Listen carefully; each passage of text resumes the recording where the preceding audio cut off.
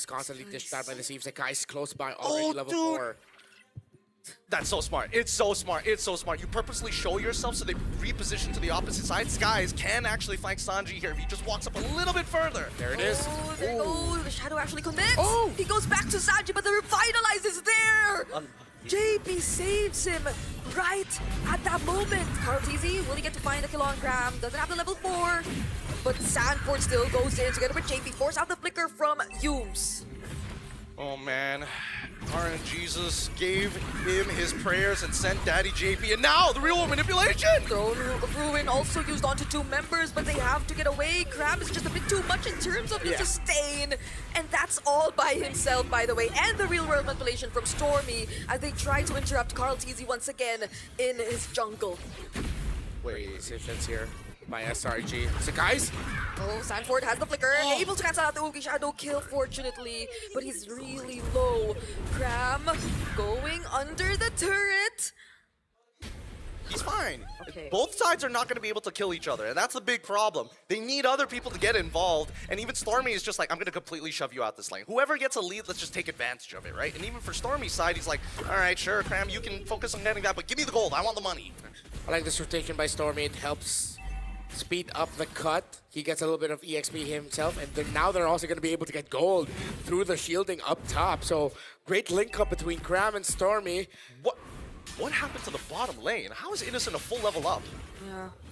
Carlteasy will try to steal away this purple buff. There's the better airstrike. Humes with too much damage from Liquid. Sanji secures first blood. Thorn throws, but he still goes down.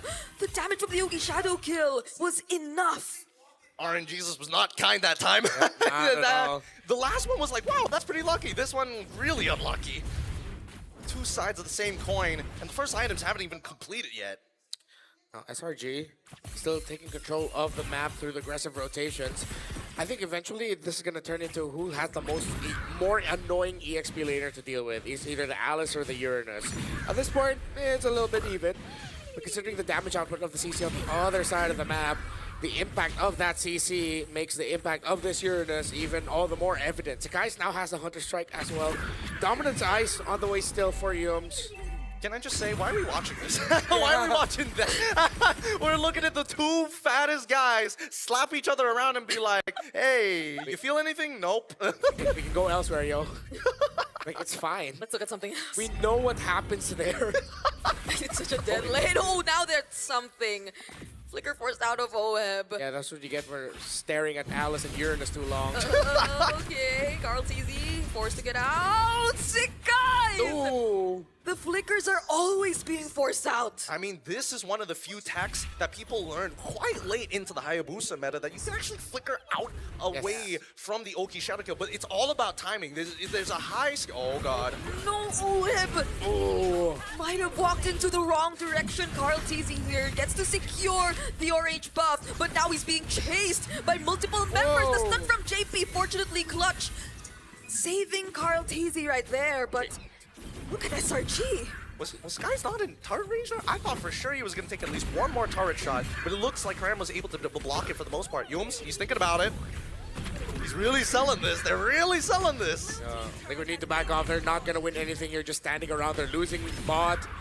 And they might lose this one big. Oh no! They find Sanji once again, doesn't have the flicker anymore. And now Sakai's picks up the kill. Graham chasing after Carlteasy. Sanford trying to stop him in his tracks. But just look at the amount of pressure he's able to apply. That's going to be a tier 1 in mid going over to SRG. No, this is actually not good. Team Liquid doesn't usually play like this, but it looks like the conditioning from game 1 and 2 has definitely kind of dampened the senses down here. And SRG are getting away with a little too much. More than I am comfortable with, as much as I want to see, you know, my countrymen do well. I think that Team Liquid, they're kind of dropping the ball. Like, they're making some weird motions across the map, especially like Sanji's rotations back into mid. Why is he not taking safe paths? Yeah, they're usually better at man marking, while Selangor Red Giants have taken control of this game through fantastic rotation and good timing and a great understanding of the tendencies of their opponent. Well, Sanji again! Oh no, doesn't have the wing by wings anymore. Now Cram once again zoning out 3. Oheb too forced to run under the turret. While up top, it seems like Sekai's is finding another kill. Throne of Ruin committed by Sanford. But does he have enough resources to deal with this Hayabusa? He has the quad shadow once again. And that's a killing spree for Sekai's. I think they're a little bit tilted at this point. A lot of aggression coming from the side of Team Liquid. Unnecessary at that. Yeah, no, it's getting to them. It's really starting to sting because Solana Red Giants, they've already made the mistakes and it's too late to take it back. But at this point, playing from behind feels really, really bad because this is exactly what SRG has been looking to do. If anybody's able to win a lane, you start feeling the influence spill over. And I think it started too early on for the side of SRG for Team Liquid to stop until roughly, I would say, give it about 13 minutes. At the 13-minute mark, let's double check. Yeah. SRJ have been nothing short of just fantastic. I think this is another MVP performance on the way for Sekai's. He's been given a lot of information, and he's made the most out of it every time. Shadow kill has been on point over and over again. 3 kills under his belt, but all of them incredibly impactful. Now up to a Malefic Roar as well. The rush. JP's gonna melt, Sanford's gonna melt, and we could be looking at SRG making it to the knockouts before Team Liquid does. Okay. It's gonna take a bit more time, especially for Oheb, who is now 2 levels behind of Innocent, if we were to look at it. Not just in terms of gold, that there's a lot of catching up to do, but it's not like Team Liquid could just really freely go for whatever big play that they want, unless... Oh no, JP, down bottom? Oh, using the glorious pathway just to escape. That hurts, bro. You hear that scream? Yeah. You hear the one audible person. The back, they were so nervous about it. Yeah. Oh, I'm not gonna lie. This is quite a clencher if you are a fan of SRG as well as TL. Oh, this is gonna escalate. Okay. Oh, feathered airstrike used by Sanji, but he has to be wary of Sekai's. He was looking at him right there. This is a lord that SRG will potentially secure for themselves after zoning out the members of Liquid so well. Innocent jumping in under the turret. Throne of Ruin used by Sanford. Catching two, but there's the real world manipulation from Stormy, perfectly positioned as well as they hunt down OM into the back line. Carl Teasy, will he be able to look for the trades? It seems like the damage is not enough just yet. Sanford will try to look for whatever he can, but now there's 2 members on him, and that's another mega kill for Sekai's. I gotta give it a Cram. He's playing a near perfect game and a beautiful engagement from Sanford. Don't get me wrong, but he completely negated Oheb's existence, blocking every projectile with his body, completely zoning him out of the fight while still maintaining damage against both Sanford, Sanji, and Oheb. The Filipino sniper has been shut down 2 games in a row now by Selangor Red Giants. Innocent's curtain calls have been well-timed as well. And now Liquid can just stand and watch. We'll try to defend Athena Shield for Yums, who also on this Hilda has been a nuisance. Though low-key is the impact, you can feel it when the bodies start dropping on the side of Liquid. SRG closing to an 8,000 gold lead. The Sky Piercer picked up by Sekai's as well. Now all their base turrets are going to be exposed, and they'll have to struggle just to clear out this potential Lord Siege coming in from SRG. Cram standing in front of everybody! A perfect real-world manipulation catching Oheb. Bogey shadow kill committed as well. There's the Phantom Execution. They have to pay attention to the Lord first before anything else, and it will gain access to the base, but they get to take it down. But they might have to say goodbye to the Holy Shields and potentially more. Throne of Ruin committed by Sanford, stunning them, but look at that stun from JP! It's a shutdown over to Team Liquid. Beautiful stuff coming in from Team Liquid side. Cram, he's not going to take too much damage. He's just going to walk away, but this completely shuts down the secondary push. As now the Holy Shieldings are completely gone, this second Lord is going to be do or die for Team Liquid as they find themselves in the exact same position as they were, if not worse, from game number 2. Someone tell Team Liquid Oheb that he's got to lock the in right now. He just keeps getting caught way too easily. Oh, Carl TZ. Oh, the stun lands onto Cram, but he just gets to dance around all that. They don't seem to have enough ways to deal with this Uranus just yet. Oh no. Kram has completely outscaled them. They just don't do enough at this stage of the game. And even for Sanji as well, right? He has to make sure that he buys anti-heal. But now that he's got the Genius Wand, it's like, yes, I can do a little bit of damage, but it's too late when you already have so much MR on your side and a whopping 2.1k lead individually. They all had to scramble to build magic defense, but no one is answering the physical damage output of the Hayabusa, CC, and the Hilda. There's not a single anti-Cuirass or Dreadnought armor on the side of Team Liquid. They couldn't build it. No, Glorious Pathway committed. Sanford doesn't need to use the flicker anymore to set up. They might just have to run away from this for now. Innocent, though, has his eyes set on this Alice. Now the flicker's used just to escape. And JP, the Revitalize had to be committed as well. Worth it. Now they can guarantee a no contest on that Lord or force a fight by it. And you can see that TL, they're so worried. They know that if this Lord gets taken, it's game over as they're too far behind. And Stormy, he's making sure, not revealing himself, but ensuring that key points of the map are locked off. Okay, Oheb now. It's called by Cram once again. Dear God. How do you position yourself in this kind of situation, Carl Teasy? He just wants to take his purple buff, but even that gets denied. Another perfect curtain call coming in from Innocent. Now there seems to be a bit more damage coming in, but when you see Liquid forced to run away, they just can't commit. Select Red Giants now looks like they're basically working on a taxing system. Moments! That could have been a moment, but they want more with the Lord in hand, and Stormy now finally has the Lantern. All these tanks don't mean much. Will Team Liquid be able to hold on? There's no marksman for the side of SRG, but it's a different story. SRG have taken the definitive lead without a marksman with great early to mid-game play. Now Liquid, they have their Granger. Is it enough? Is the Force damage enough? The answers to those questions have to be yes if they want to be able to hold on. But all signs are pointing to SRG being able to make it to the knockouts first, winning this game 3. Let's see. Okay. What will they try to approach first? Sakai is using the Quad Shadow already. They will be dealing with the minions in the mid lane first before they transition towards the Lord up top. And they seem to have managed it to some extent. But does SRG want to go for another attempt? There is a way for Liquid to set things up, but the curtain call was already committed. There's the real manipulation once more. It's countered by the Fettered Airstrike, but Sanji has nowhere to run. Fortunately, uses the Wings by Wings to fly away, but the Throne of Ruin catches Sakai's. Sanji's still alive. Liquid defend.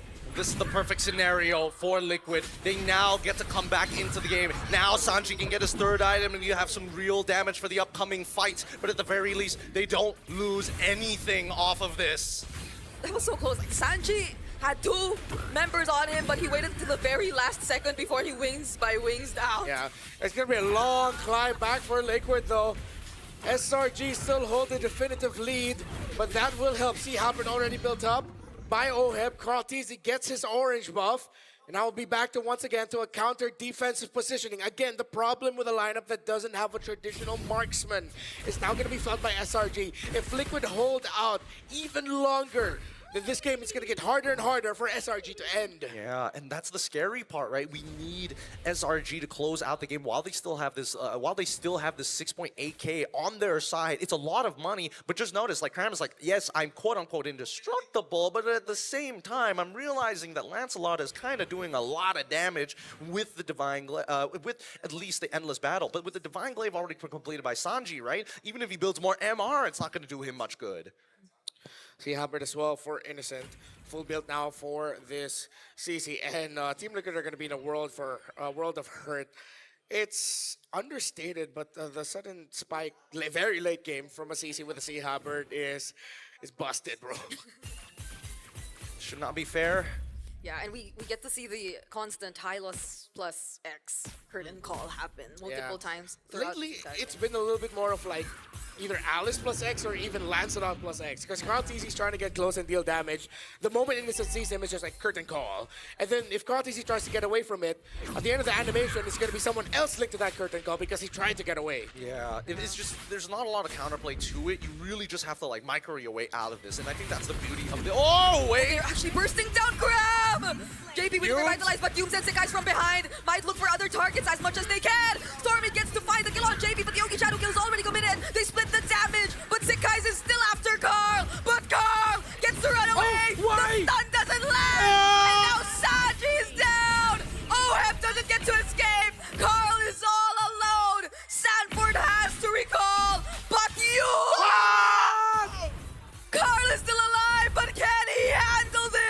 Sanford still running back to the base. Carl TZ suddenly comes out revitalized and rejuvenated.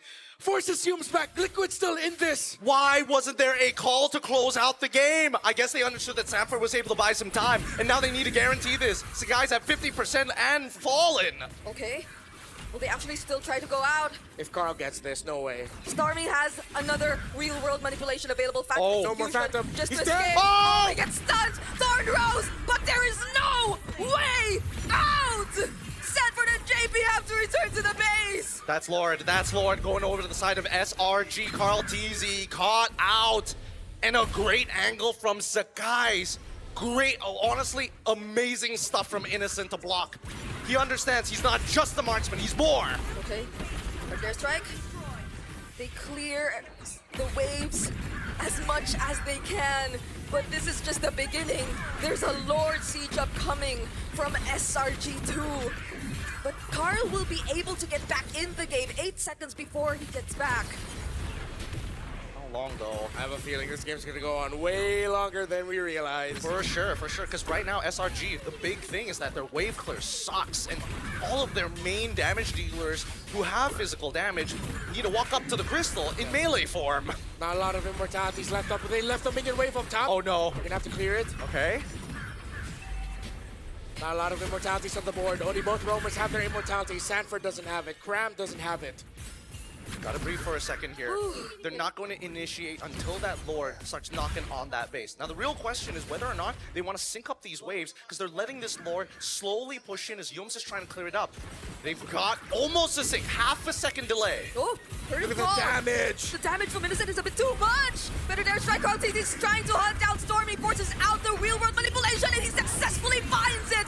Does Team Liquid have what it takes to actually defend the game? And it seems like they do!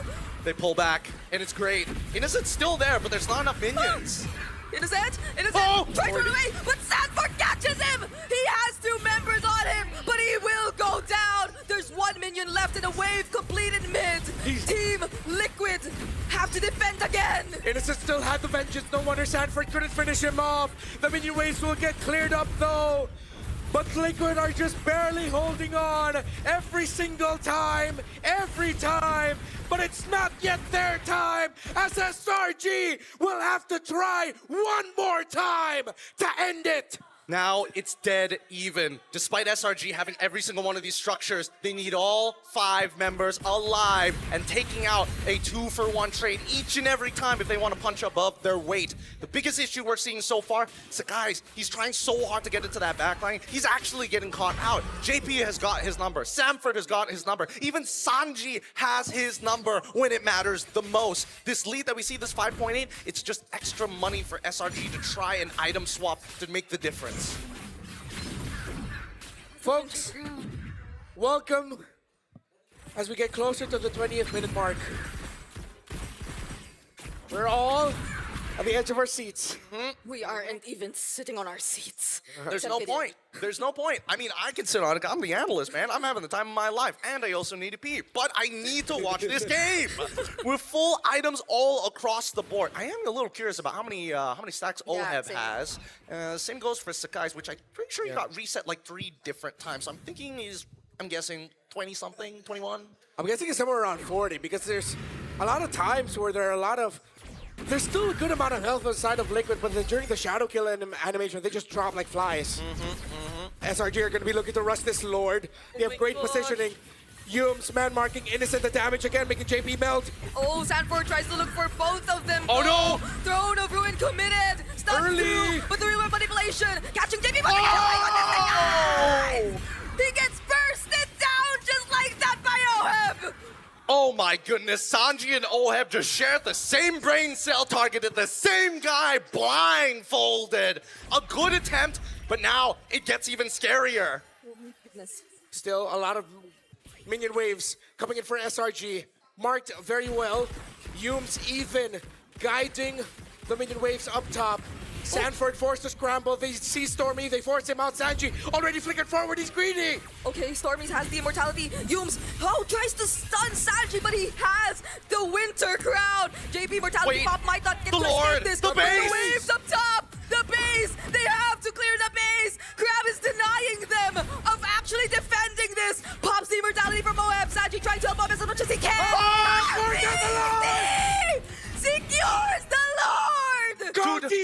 falls. Yumes takes him down. There's still a lot of minion waves in for How much SRG. time? How much time? 12 seconds! Liquid 12 has the seconds Lord. until Lord spawn! Liquid has the Lord. They can march out with it, but SRG might just be able to stop it as it marches out.